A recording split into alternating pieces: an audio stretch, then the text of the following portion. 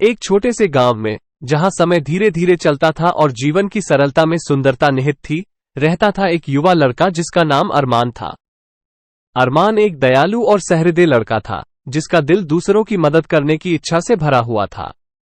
वो गांव के लोगों से बहुत प्यार करता था और हमेशा उनकी मदद के लिए तैयार रहता था। अरमान की मां एक कुशल गायिका थीं। उनकी आवाज में जादू था जो लोगों के दिलों को छू लेता था। वो अक्सर गांव के मंदिर में भजन गाया करती थीं और उनकी सुरीली आवाज से पूरा मंदिर गुंजायमान हो जाता था।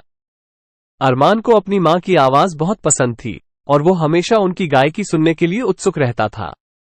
एक दिन अरमान की मां अचानक बीमार पड़ गईं। उनकी आवाज कमजोर हो गई और उनका शरीर कमजोर हो गया। अरमान बहुत परेशान था और वो अपनी मां की बीमारी को ठीक करने के लिए हर संभव कोशिश कर रहा था। वो गांव के हर डॉक्टर के पास गया, लेकिन कोई भी उनकी मां की बीमारी का इलाज नहीं कर सका। अरमान ने अपनी मां की बीमारी से निराश होकर भगवान से प्रार्थना की कि वो उनकी मां को ठीक कर दें। वो रोज शाम मंदिर में जाकर भगवान से प्रार्थना करता था और वो अपनी मां के ठीक होने की उम्मीद नहीं छोड़ता था। एक दिन अरमान मंदिर में प्रार्थना कर रहा था जब उसे एक आवाज सुनाई दी।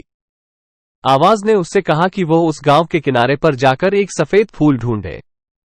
आवाज ने कहा कि उस फूल में उसकी मां की बीमारी का इलाज है। अरमान आवाज के निर्देशों का पालन करते हुए गांव के किनारे पर गया।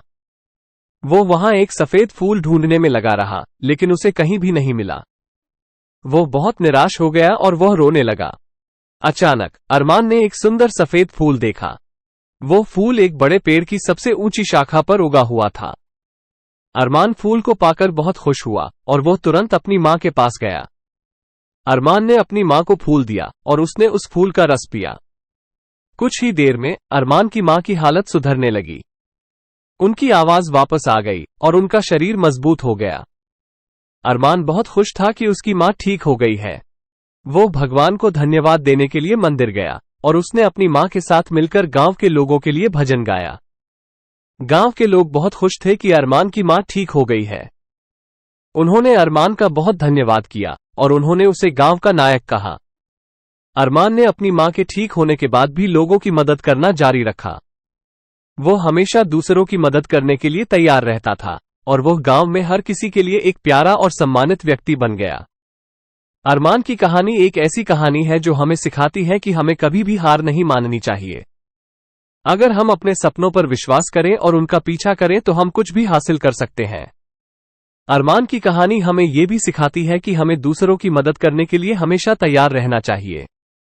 दूसरों की मदद करने से हमें खुशी मिलती है और ये दुनिया को एक बेहतर जगह बनाता है।